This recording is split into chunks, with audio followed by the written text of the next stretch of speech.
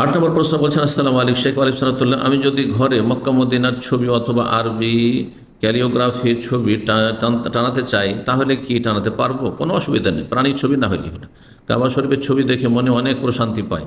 আমার ফোনের স্ক্রিনেও মক্কা মদিনার ছবি রেখেছি, কিন্তু এটা অনেকে জায়েজ বলছে না। কেন জায়েজ নাই? হ্যাঁ, মুসল্লির সামনে হলে জায়েজ নাই।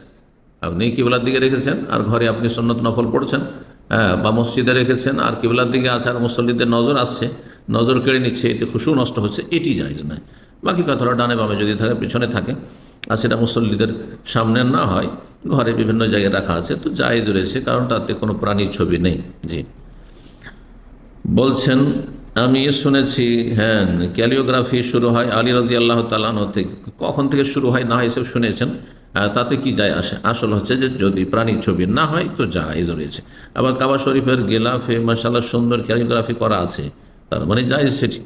তাহলে যদি জায়েজ না হয় তাহলে কাবা শরীফের গেলাফে আঁকা, এবং জায়েজ না হলে আলী রাজি আল্লাহ কী করে করতেন। জি, আবার বলছি যে শুধু হ্যাঁ, কোনো প্রাণীর ছবি জায়েজ না, পশু পাখির ছবি জায়েজ নয়। লা তাদখুলুল মালাইকাতু বাইতান ফিহি কালবুন আও সূরা, এমন ঘরে রহমতের ফেরেশতা প্রবেশ করবে না যেই ঘরে কোনো কুকুর বাস করে, কুকুর থাকে, অথবা সেখানে প্রাণীর ছবি থাকে। জি।